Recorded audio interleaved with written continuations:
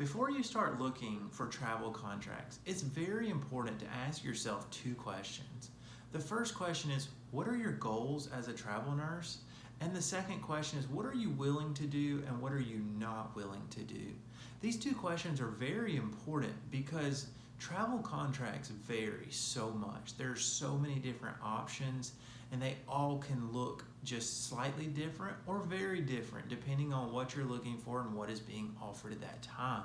Some of the variances include location of where the facility is that you're working at, the type of facility, the size of the facility, the pay rates, the length of the contract, along with tons of other things.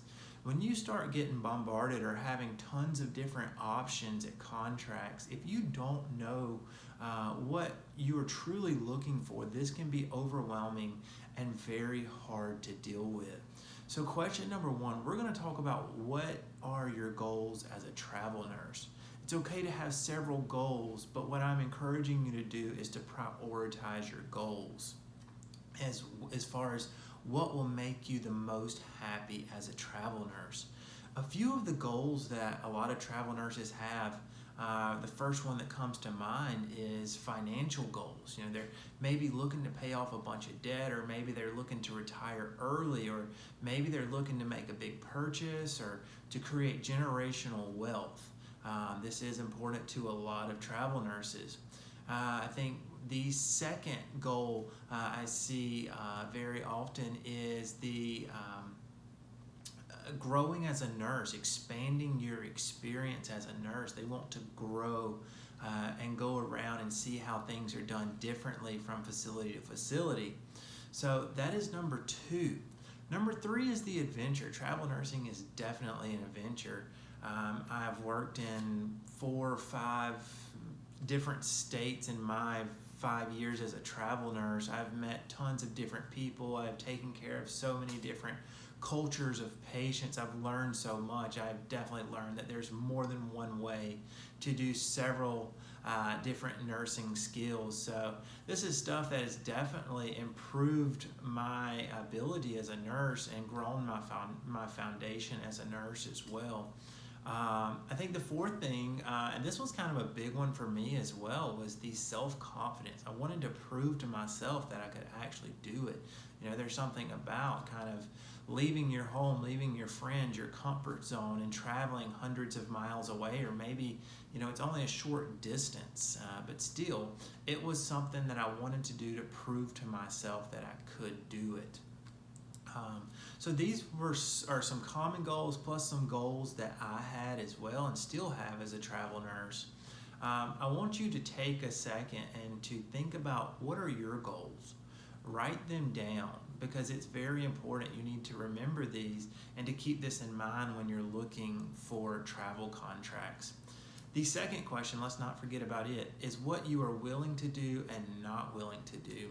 If you're a new travel nurse, I don't necessarily expect you to know exactly what you're willing to do and not willing to do, but you at least need to maybe take a piece of paper, draw a line down the middle, and put the things you don't mind doing versus the things that you don't really like doing on the other side.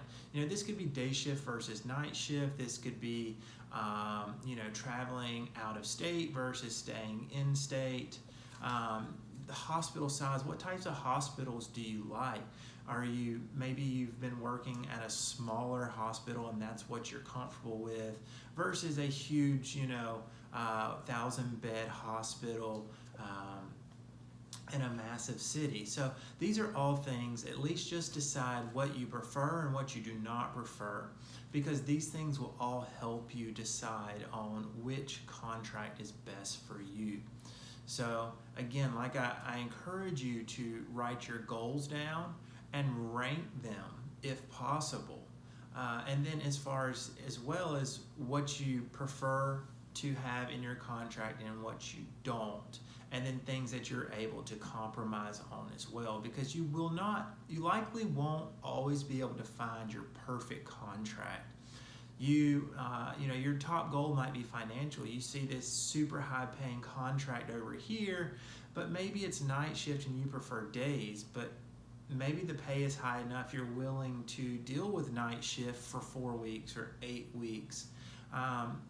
Your goals and what you're willing to compromise on can change as you know throughout time, but it's important to know what you are trying to achieve, what your goals are, and what you like and dislike. So again, write this stuff down before you start looking at contracts. Take a look at this again and then start looking at contracts. So I think this will help. It definitely would have helped me if I was when I was a new travel nurse. I've had to learn the importance of thinking about this beforehand now. So I hope this helps, and I will see y'all guys in the next video.